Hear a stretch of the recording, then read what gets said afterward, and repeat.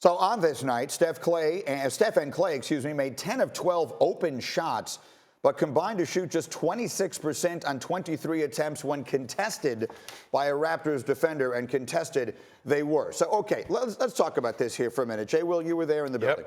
So the three of us were together yesterday. If I had said to you yesterday, Steph and Clay are going to score 55, Draymond's going to have a triple-double, and Kawhi Leonard is only going to make 5 shots, would you have ever believed me if I had said Toronto was going to win the game? How did that happen?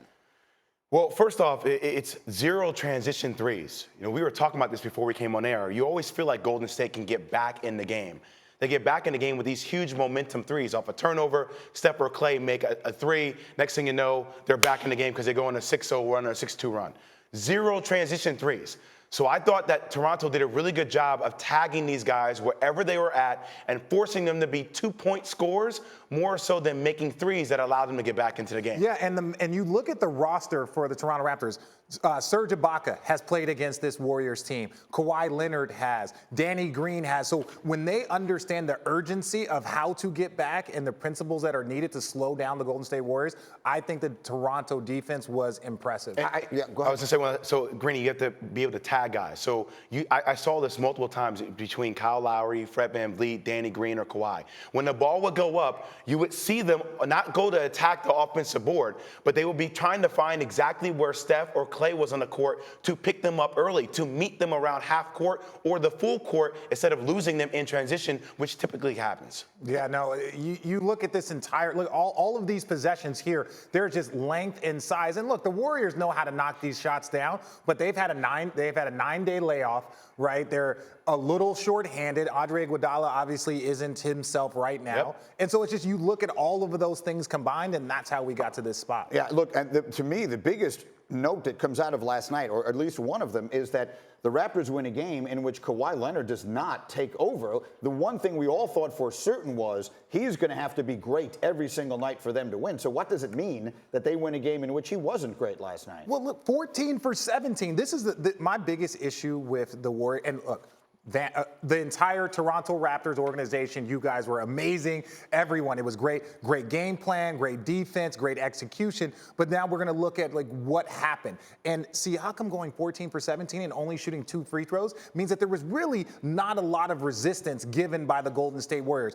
Toronto shot 50% from the field, 40% from 3. That's not going to get it done in the NBA Finals. He's got to put some respect on the Raptors' name. Yeah. They had to lead the whole damn game. Yeah. The whole game.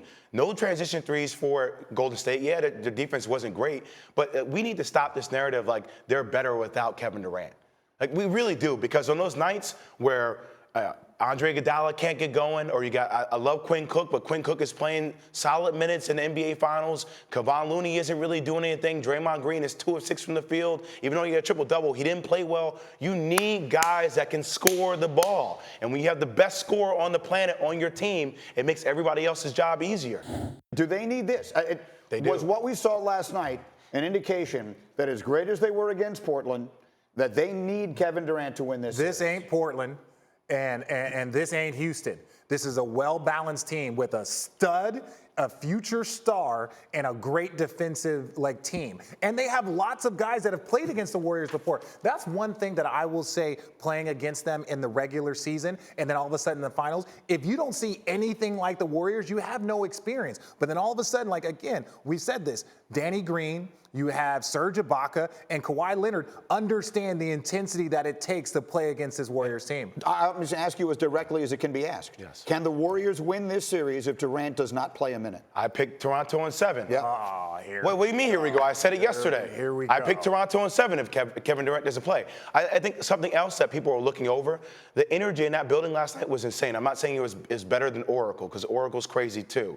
But let's not forget, this is the first time this team is having their first NBA Finals experience on the road.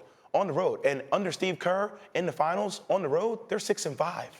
They're 6-5. Yeah. So this is new territory for them to feel out as well. Yeah, no, and there's a lot of bodies that haven't really experienced this. Yes, Quinn Cook and all of these guys. Some of these guys might have championships. Looney might have championships, but they're in a very different role. You're asking Steph to go back and play a 73-win style basketball. You're asking Klay to do that. Draymond, they're like, fine. But now you're asking Looney and McKinney to go out there and like, we need you to score. We're going to ask you to do a role that you have never done before. And I think when you look at that, it becomes a little bit more difficult for these guys. Yeah, there's a bunch of guys in the supporting cast not knocking down shots last night, and some of that is on the road, and some of that could be a little bit of rust. And look, there's no cause for any panic. No. There's an amazing statistic.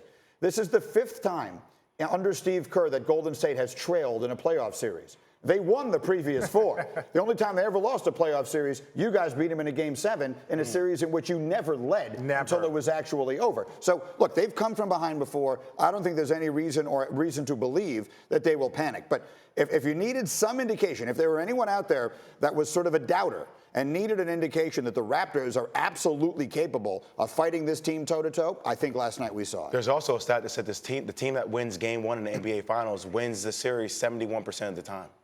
That's a good stat. 71% of the time. To stats and numbers, but I'm just saying. And if you're Toronto, if you don't get Game 1, then it would have been over. But you got to get Game 1. And no one was saying this was ever going to be a sweep. So I think we're right where I think everyone believes this series is going to go. The only person who said that was Dan Orlovsky, sitting right there, which means from now Dan, on, you're not he is allowed. limited no more. to football conversation only.